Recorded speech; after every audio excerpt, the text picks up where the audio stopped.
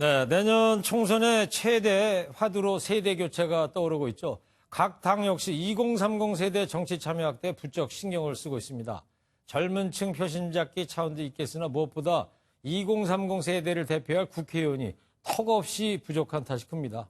실제로 2030 세대는 유권자의 35%를 차지하지만 30대 이하 국회의원은 3명에 불과한 게 현주소고요.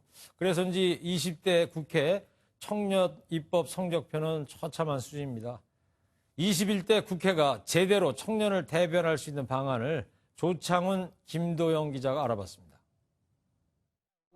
Yet, right now, the average age of this 52nd Parliament is 49 years old. Okay, Boomer. Local institutions have proven themselves. 미래 세대를 위한 탄소 제로 법안에 소극적인 태도를 보이는 50대 의원에게 20대 의원은 알겠어요 꼰대씨라며 응수합니다.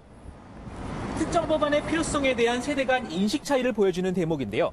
그런 차원에서 2030 없는 20대 국회는 청년 법안의 발의와 통과에 얼마나 열심이었을까요? 지난 3년 반 20대 국회에 발의된 2만 4천여 건의 법안 가운데 청년 관련 법안은 모두 68건. 이 가운데 처리된 법안은 3건에 불과합니다. 또 청년을 호명하는 강도에 비해서 국회 내 입법이나 예산 과정에는 항상 청년 의제는 후순위로 밀리는 모습이 다수고. 하지만 21대 총선이 5달 앞으로 다가오자 정치권은 앞다퉈 다시 청년을 찾기 시작했습니다. 이 청년들이 우리 당의 미래를 접수하고 또 주도할 수 있도록 그런 역할을 해야 되겠다 이렇게 생각하고 있습니다.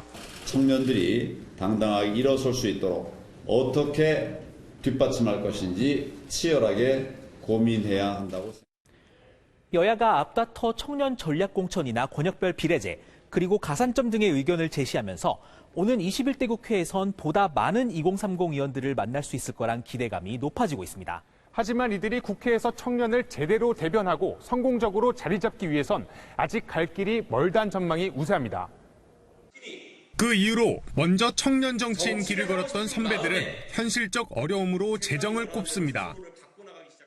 그로 인한 경선을 통과하고 이런 것들이 상향식 공천이라는 이름으로 굉장히 미화되어 있지만은 사실 계속 동네에서 막걸리 마시란 얘기예요. 네. 그거 하고 다니면은 생업을 영위하기 어려워집니다. 원내에 가까스로 진입해도 세력화할 2030 세대 부족으로 법안 제출까지도 산 넘어 산입니다. 위원회 같은 것들을 구성하려고 해도 청년 의원들 숫자 자체가 적다 보니까 아예 구성 자체를 할 수가 없었어요. 잘 이해하지 못하셔서 그래서 법안을 공동 발의하는데도 애를 먹었던 적. 청년 세대의 고충을 제대로 이해할 수 있는 인물 발탁도 중요하다고 말합니다. 단지 수를 늘리는 거의 문제가 아니라 예컨대 88만 원 세대라든가 최근은 82년생 김지영이라든가 그 세대 문제를 인지하고 해결할 의지가 있는 사람들을 이제 원내로. 아이러니하게 청년이란 틀 안에 갇히지 말라는 조언도 합니다. 그래야 우물안 개구리가 되지 않고 제 역할을 톡톡히 해내는 국회의원으로 성장할 수 있다고 강조합니다. 청년과 여성, 이주민 등 각 세대와 계층의 다양한 목소리가 골고루 대변되는 21대 국회를 유권자들은 기대하고 있습니다. MBN 뉴스 조창훈, 김도영입니다.